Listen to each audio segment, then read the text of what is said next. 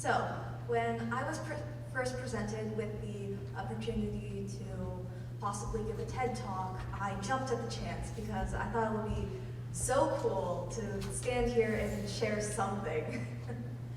But the first thing that I thought to myself when I asked myself what I could give a TED Talk on, my first instinct was to say absolutely nothing. You're an expert in nothing and nobody wants to come and hear you talk.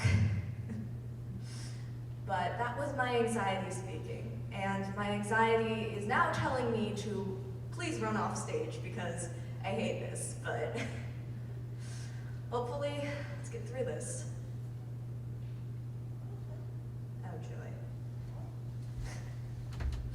Okay, so I'm going to talk about a few different things, but first off, I'm going to give you a little bit of an introduction to what anxiety is and what are the side effects of it, and then I'm going to go into how you can manage that and how you can calm yourself down in a very stressful situation.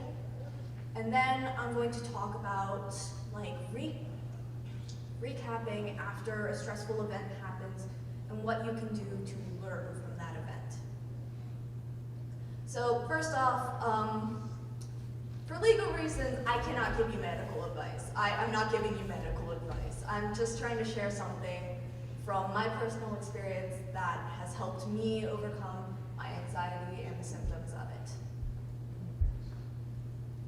All right, so let's start off with what is anxiety. There are tons of different definitions for what anxiety is, but the definition that I find the most helpful is a feeling of worry, nervousness, or unease, typically about an imminent event or something with an uncertain outcome. In simple terms, this is just you worry a lot about the future and something that you most likely have no control over. All right, so the first step to managing anxiety is to recognize that you're feeling anxious, is to recognize what you're feeling. Because we as humans naturally fear the unknown. And so with this unknown feeling that makes your chest feel like it wants to explode, which makes your hands shaky and your knees wobbly, it's terrifying. So the first step that you need to do, that you need to take, is just to identify what you're feeling. The second thing that I find is a huge symptom of my anxiety is procrastination. And this really affects me during school work. This really affects me in every aspect of my life, really. And I spend so much time worrying about the things that I'm procrastinating instead of actually doing them. And this happens for one big reason. Basically, whenever you start a project, you get so caught up in the details and the problems that could arise from doing that project that you end up putting it off and keeping on putting it off because you just cannot get the motivation to actually do the project. You cannot make that first step to actually get started. And so,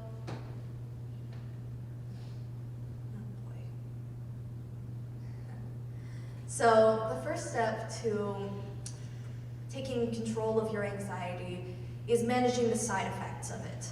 So the main side effect of my anxiety is my procrastination. So the way that I've worked to manage this is by implementing different time managing strategies. One of the most effective things that I've found is the Pomodoro technique, which is a period of uninterrupted work followed by a period of rest, and then rinse and repeat. I find that 35-minute work windows and 10-minute breaks are the best for me, but I've seen a lot of other sources that suggest 25 minutes of work and 5 minutes of rest. So really just play around and do what you like with it. But the most important thing that sometimes people forget when they manage to get something done is to reward yourself after you've done it, to positively reinforce that behavior so that you're incentivized to keep on trying to break this bad habit and thus eventually be able to manage your anxiety better. All right, so prevention is great, but what if you've procrastinated your TED Talk slides until the day before? What if you've only practiced your speech 3 times now? Well, oh boy. This is just a little bit about how to calm yourself down during a stressful situation. Oh boy. Please work. Thank you. All right, so there are 4 main steps to follow whenever you're feeling incredibly anxious and you have no clue what you need to do. So the first step is to just take a few minutes to just check in with yourself.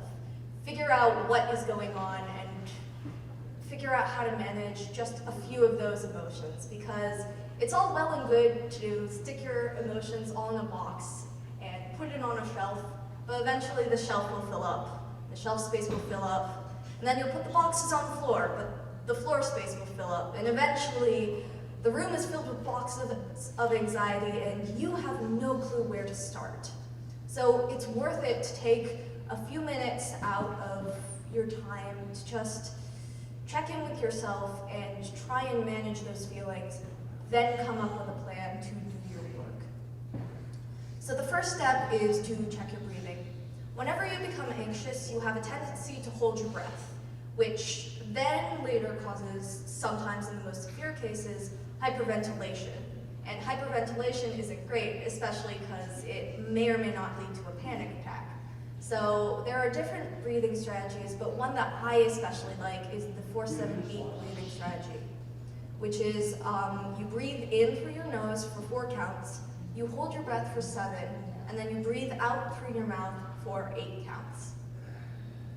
The second step, once you've calmed yourself down a bit, is to realize that blaming yourself will not fix the problem. If you're anything like me, the moment that you get some moment of lucidity after your panic, you immediately begin to think about how you could have stopped this, how you should have prevented this. But too little, too late. The fact of the matter is that what's happening right now is happening and you can't stop that. So the best way to deal with that is just to look forward. The third step is going back to another step, a previous step, which is give your feelings a name. Recognize that you're feeling these things and label that, identify it. Do not let it become unknown. And then fourth is begin to think of a plan. Begin to brainstorm ideas on how you can make those slides right before your TED Talk. And begin to think of ways that you can deal with it. And if you begin to feel anxious again, I like to use the metaphor of a double pendulum. So a double pendulum, for those who don't know, is a pendulum, which is something attached to a fixed point that can swing around freely, and then another pendulum attached to the bottom of the first pendulum. It's hard to explain. I really recommend that you look up like a photo or a video, because they are extremely cool, and they're what's known as a chaotic system, which means you can have practically the same start conditions for any double pendulum, and yet you can't really predict its movement because it's just so random that you cannot predict this. But something that gives me a lot of hope for the future is that chaos theory is a branch of mathematics